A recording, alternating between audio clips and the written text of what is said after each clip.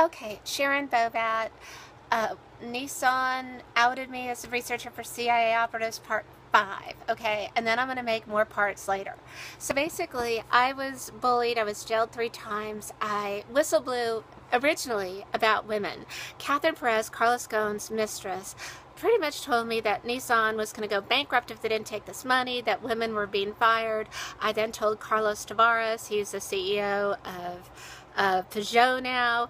I told Carlos Tavares this, and Carlos Tavares, and I told him that the electric car was bad. It was his outdated technology.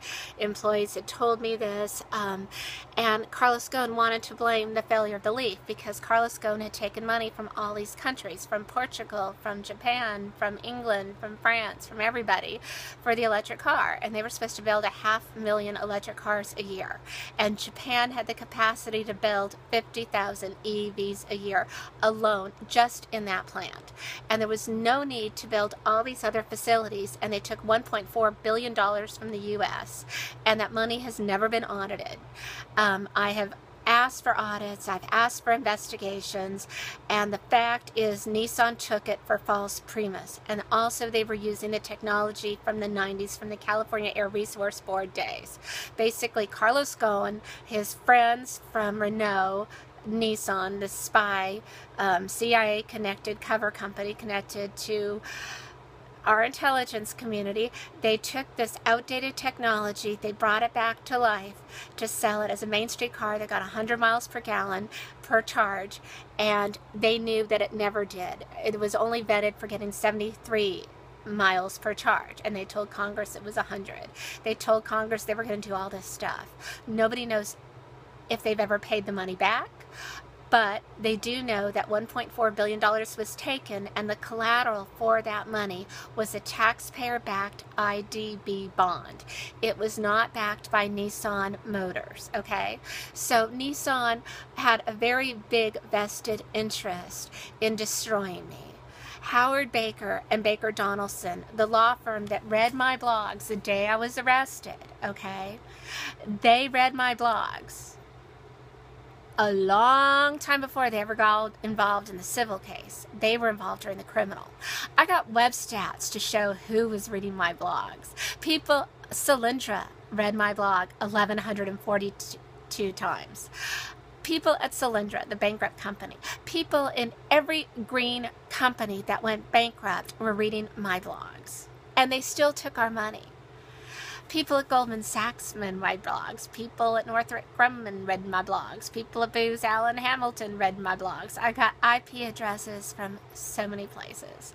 But the one that's the most disturbing is Gannett, because I told Gannett, and they knew while I was undergoing a lot of harassment in the courts, and they let it happen. And they talked to me, and then they gave that news to Nissan.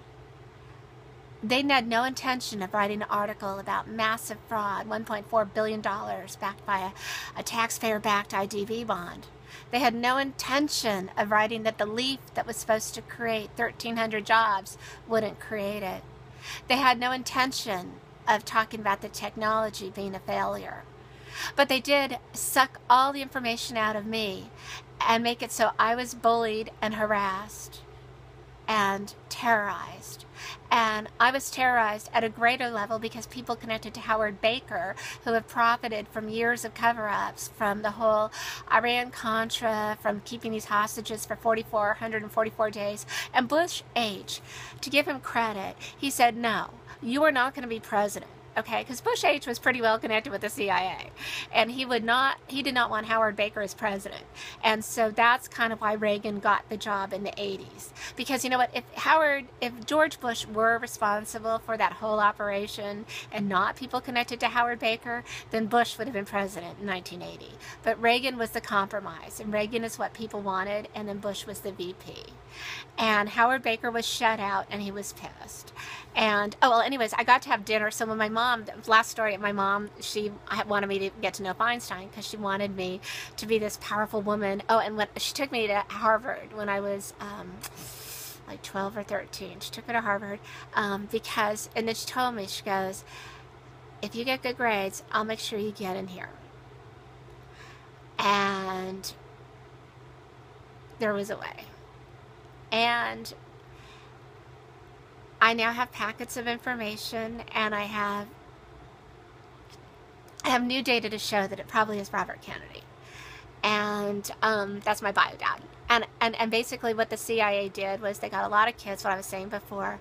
I mean, there are probably a lot of illegitimate Kennedys running around. And I might not be a Kennedy, might be a Kennedy.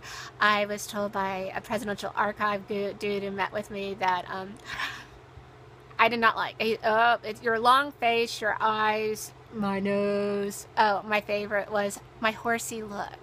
I'm like, fuck you.